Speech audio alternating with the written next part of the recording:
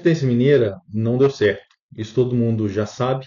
Ela foi derrubada pelo governador Visconde de Barbacena a partir da delação do Joaquim Silvério dos Reis. Todos os inconfidentes foram presos e apenas um foi enforcado. Todos os demais foram degradados para colônias portuguesas na África. Isso nós já contamos aqui. Mas a pergunta que fica é: qual foi a grande inspiração intelectual para os inconfidentes?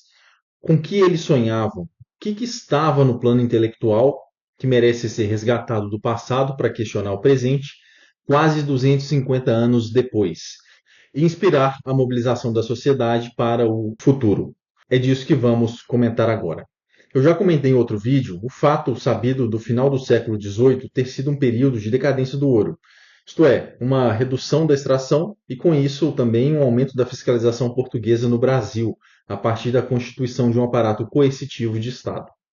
Os inconfidentes, cansados do aumento da fiscalização, de uma possível ameaça de uma derrama, isto é, da cobrança de impostos atrasados, criaram um movimento subversivo no Brasil, especialmente em Minas, para a derrubada da coroa portuguesa e instalação de uma possível república independente e autônoma. Como todas as grandes transformações, o movimento ocorrido aqui foi um reflexo de movimentações em todo o mundo, em busca da dissolução do poder absolutista e da instauração de regimes republicanos. Nossos compatriotas mineiros, eles se inspiraram na Revolução Americana, que culminou na independência dos Estados Unidos em 1776.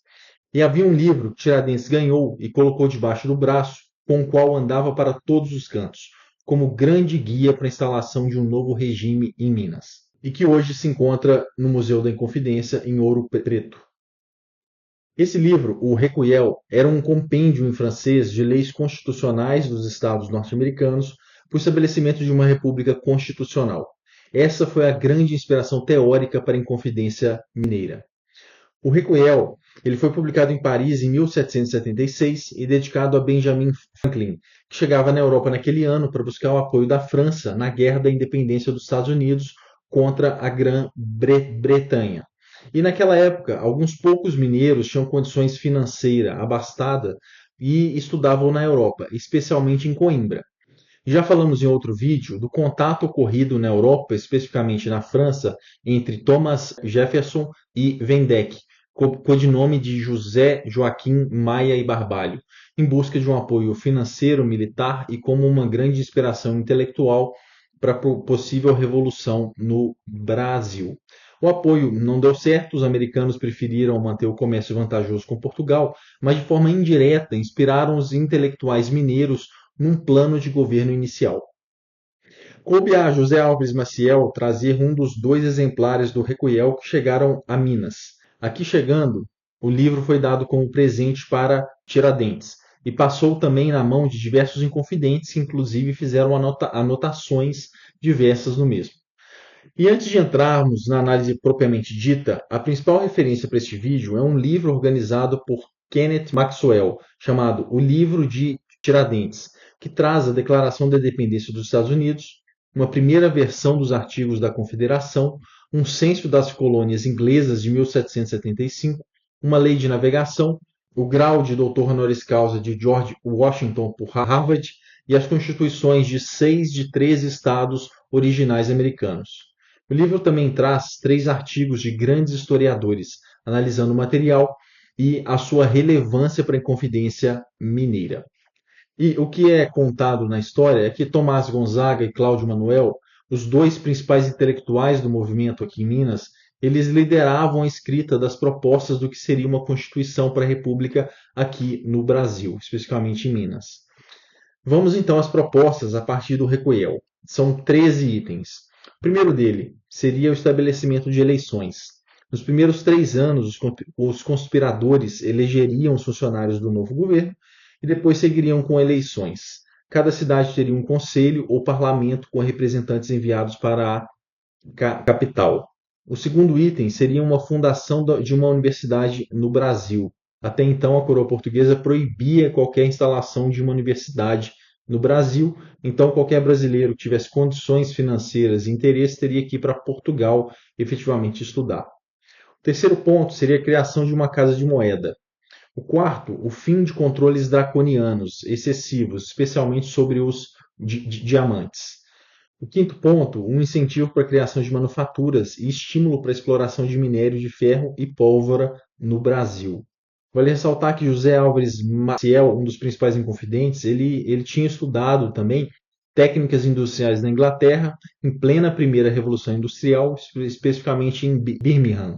Sexto ponto, a construção de uma fábrica de pólvora no Brasil.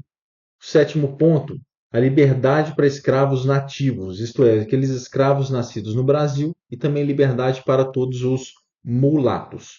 E como eu já disse em outro momento, houve um debate intenso entre os inconfidentes sobre a libertação de todos os escravos.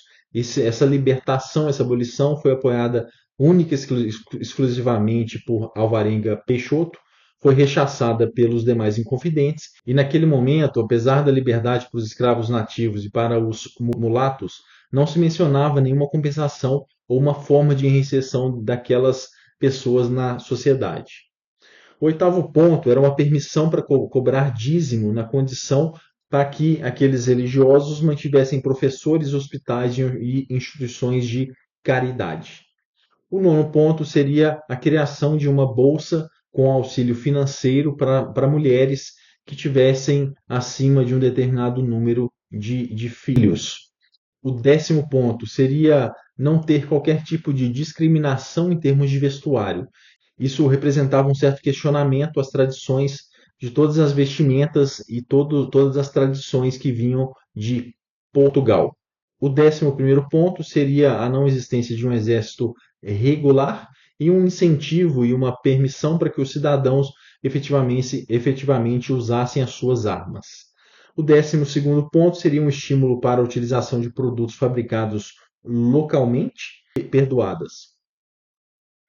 E o 13º ponto seriam que todas as dívidas daqueles residentes no Brasil com a coroa de Portugal seriam efetivamente perdoadas. A Constituição da Pensilvânia foi aquela com maior número de anotações por parte dos inconfidentes. Nela, especificamente no capítulo de direitos dos indivíduos, constava a permissão do direito de cultuar a Deus, a permissão e o incentivo para as eleições no Brasil até então, as condições específicas que o presidente assumiria a função de comandante, de chefe das tropas, também algumas restrições à duração do exercício de cargos públicos. Também ali tinha algumas menções específicas à limitação do período de exercício da função de juiz, papel de júris, a liberdade de imprensa, a determinação que as punições deveriam ser menos sanguinárias, a possibilidade de cobrar impostos localmente e um incentivo às associações religiosas para se dedicar a obras de caridade. No mesmo livro, é interessante a análise de Bruno Carvalho com outros autores.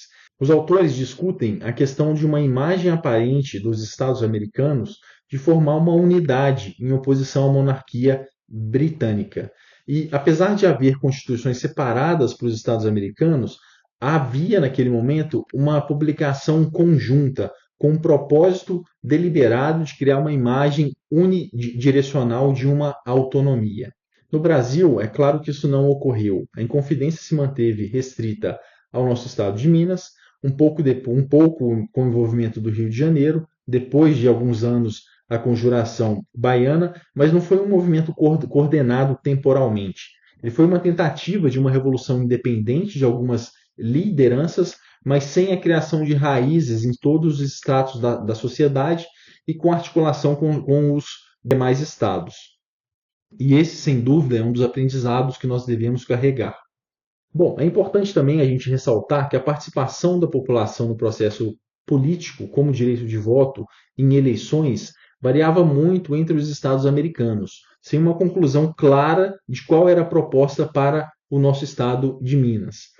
Nos Estados Unidos, os pré-requisitos eram financeiros e de posses, tanto para votar como para exercer determinados tipos de cargos. Em outros estados, o direito de voto era concedido a todos aqueles a partir de determinada idade, posteriormente estendendo-se a mulheres e negros em alguns estados, como exemplo de Nova Jersey, em 1807. No caso da Constituição da Pensilvânia, ela abolia os pré-requisitos financeiros de propriedade para votar e também para ser votado, porém, ela limitava o voto aos homens livres, pagantes de impostos de determinada faixa etária e residentes no estado por pelo menos um ano. E que a Câmara dos Representantes lá seria composta das pessoas mais recomendáveis por sua sabedoria e por sua virtude. É claro que não dá para a gente saber o que seria efetivamente adotado em Minas, mas efetivamente a Constituição da Pensilvânia é sabido que era a principal inspiração. Bom, o judiciário nos Estados Unidos também seria o principal baluarte da liberdade individual, apesar de não haver uma estrutura única e comum a todos os estados. Haveria nos Estados Unidos a indicação de um júri composto por pessoas locais. E em relação à liberdade religiosa, todas as constituições mostram essa preocupação, repelindo potenciais conflitos e ressaltando este como um direito fundamental a ser salvaguardado. Mas isso não significava, naquele momento, um estímulo a outras práticas religiosas. O Deus cristão ele é evocado em diferentes momentos e contextos, e sabendo que isso coexistia com a escravidão. E um outro ponto importante é como que as constituições dos vários estados americanos lidavam com o tema da escravidão.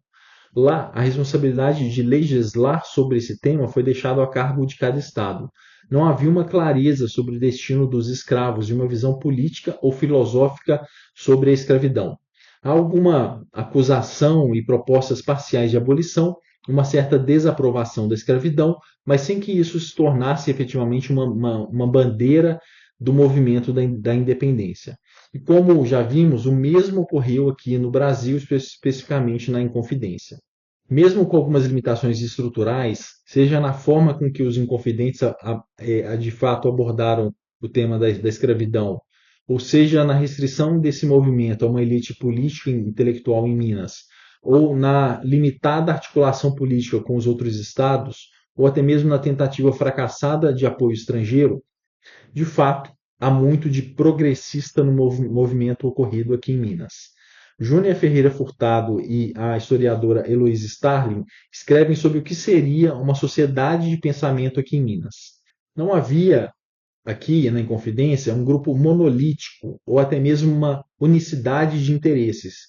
E também a participação nas discussões intelectuais, a gente sabia que era restrita a alguns poucos inconfidentes. Mas, de fato, é possível falar na construção de uma identidade própria do movimento, na busca por ideais republicanos e principalmente na busca de autonomia e de soberania no Brasil. Temas, claro, que nos interessam muito, não só quando a gente fala do passado, do presente e do futuro de Minas. Bom, um outro ponto muito interessante explorado pelas autoras é a relação dos inconfidentes com a noção de pátria, seja ligada ao local de nascimento ou pátria como a adoção de um lugar específico para se viver.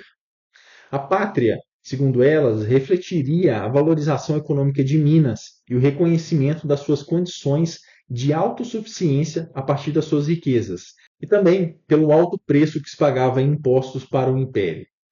Dessa forma, ao mesmo tempo que alguns membros trabalhavam e buscavam fortalecer o seu poder pessoal a partir da articulação e da relação com a coroa no Brasil, eles, ao mesmo tempo, de forma ambígua, negociavam os limites dessa relação.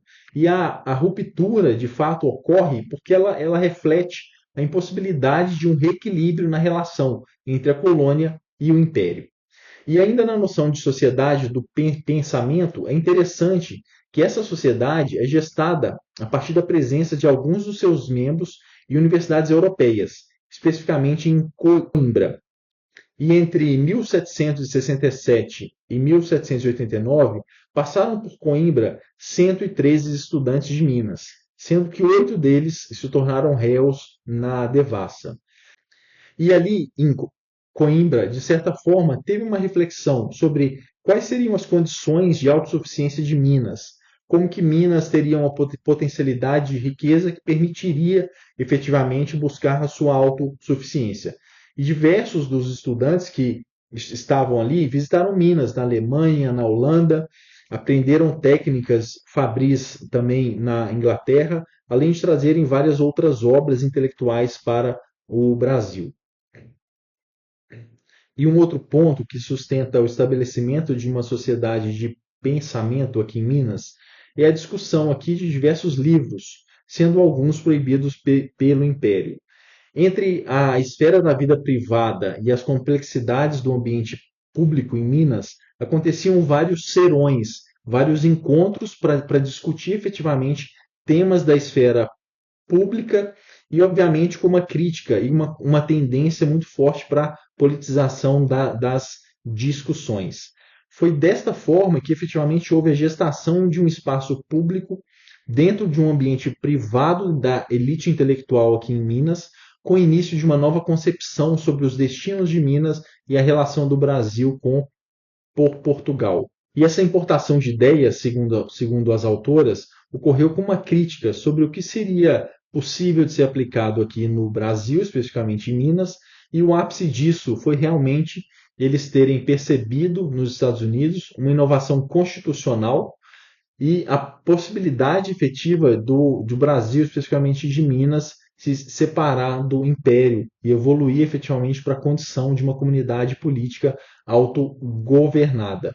E o poder seria também descentralizado nos estados, para de fato impedir uma tendência de uma busca excessiva de poder e do exercício de uma tirania. Havia também a pretensão em Minas de atrair outras capitanias, mas realmente isso não ocorreu no timing desejado.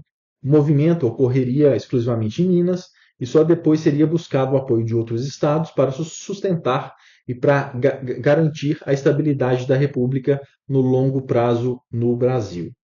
Bom, a partir do entendimento que foi feito até agora, é possível reconhecer o protagonismo dos Inconfidentes de criar uma agenda que no Brasil seria implementada somente 100 anos depois. E, ao mesmo tempo, o significado da criação de uma sociedade de pensamento em Minas.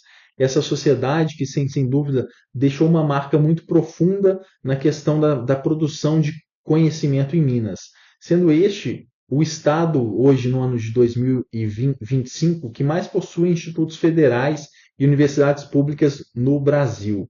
Apesar desse tema da produção de conhecimento, ainda ser um tema pouco explorado aqui como um elemento que pode efetivamente garantir a busca de uma autossuficiência econômica, ou, em outros termos, de uma menor dependência de Minas em relação a outros fatores externos. E, de outro lado, também o estímulo que foi dado pelos Inconfidentes para a criação de atividades fabris em Minas. E essa permanece, de fato, sendo uma luta não superada nos dias atuais. E é impressionante como que os Inconfidentes viam nisso também um elemento necessário para que o Estado conseguisse trilhar um caminho sustentado de desenvolvimento com menor dependência externa. E como uma reflexão final, sabendo da facilidade de fazer isso agora, fora do contexto e das limitações daquela época, podemos ressaltar que a construção de uma agenda pública e o estabelecimento de uma nova institucionalidade precisa nascer de acordos internos e não ficar restrita a uma elite intelectual. E Minas, que foi precursora do estabelecimento do Estado no Brasil, também saiu às bases de um novo governo republicano. Espero que esse espírito de enxergar à frente permaneça vivo entre os mineiros, questionando quais são as relações atuais de dependência e buscando também novas formas de governo. Acompanhe a gente aqui no canal. Um abraço.